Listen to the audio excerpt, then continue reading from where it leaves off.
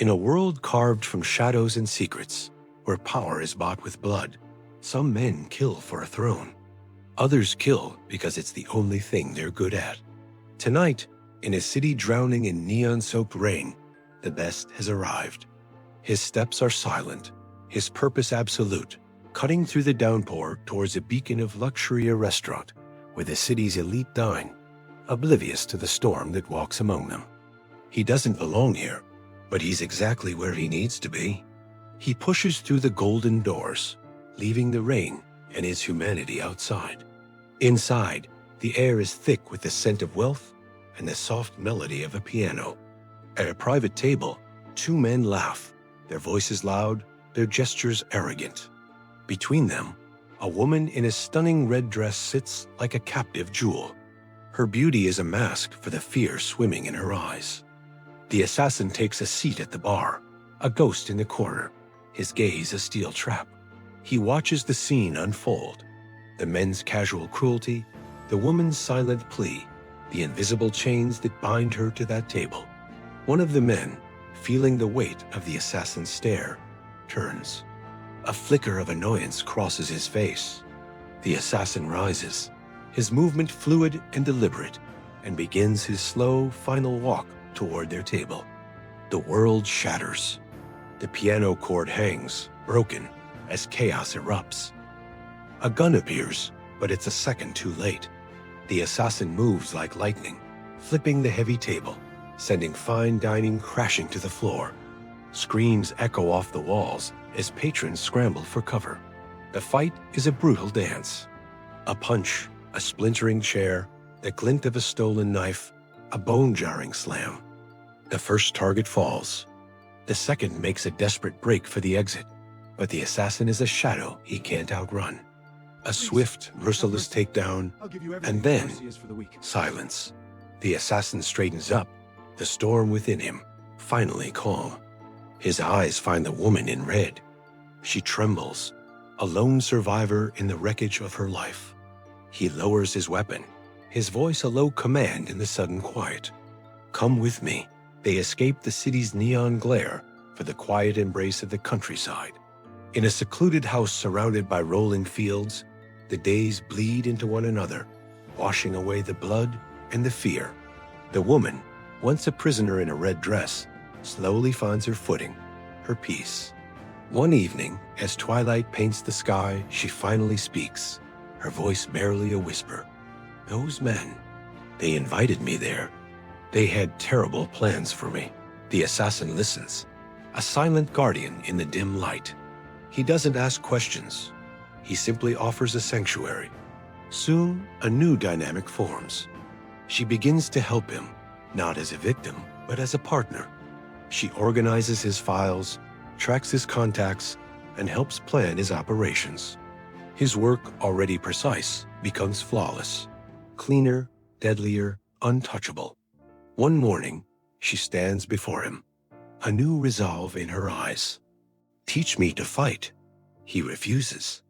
It's not a world he wants for her. He refuses again and again, but her persistence is a quiet fire he can't extinguish. Finally, he relents. Their training begins. They run through dense forests until their lungs burn. They practice with knives until the motions are second nature. They master the weight and kick of a firearm, and in hand-to-hand combat, he teaches her the deadly art he knows so well. Months melt away, forging her body into a weapon and her will into steel. The fear in her eyes is replaced by focus, her vulnerability by a quiet confidence. Her first mission arrives. It's a silent infiltration, a clean takedown, a calm escape. She returns, not just successful, but reborn. They are no longer protector and protected. They are partners in the shadows, a two-person army against the world. The quiet house holds its breath. Late one night, she approaches him. The air is heavy with unspoken words. The night we met, she begins, her voice trembling but firm. I lied to you. One of the men you killed was my father. The confession hangs in the air, a lit fuse. Then she attacks. All the training, all the shared secrets, ignite into a brutal, desperate fight. They are perfectly matched, a whirlwind of motion and fury that tears their sanctuary apart. Furniture shatters, memories break. In the end, she has him pinned, the cold steel of a knife pressed against his throat. But her hand shakes, and a single tear traces a path down her cheek. "I hate you," she chokes out, her voice breaking. "But I love you." And then she kisses him, a collision of vengeance and passion, love and betrayal. Morning light spills into the ruined room, but it brings no peace. The assassin wakes with a jolt, a primal instinct screaming that something is wrong. A quick glance outside confirms his fears. Snipers on the ridges, gunmen closing in from the trees. They're surrounded. He shakes her awake. We're surrounded. There's no time for questions. Gunfire explodes, splintering wood and shattering glass. They fight back to back, moving with the deadly synchronicity they perfected. They are legends, a myth brought to life, taking down enemy after enemy. But the attackers are relentless. A red laser dot appears on her chest. A sniper has a clean shot. In that split second, the assassin makes his choice. He throws himself in front of her, taking the bullet meant for her. He collapses, the world fading to red. She catches him, panic clawing at her throat. "Stay with me. Please, stay with me." He clutches her hand, his strength failing. "Run," he rasps, his voice a ghost of what it was. She refuses, tears streaming down her face, her world collapsing around him. He summons his last ounce of will, his grip tightening. "Leave," he commands, his voice raw with desperation. "And never come back." The sound of approaching gunfire is the final argument. With a heart-shattering sob, she finally listens. She runs, disappearing into the cover of the forest as he stays behind, a final defiant stand to buy her time, to give her a future.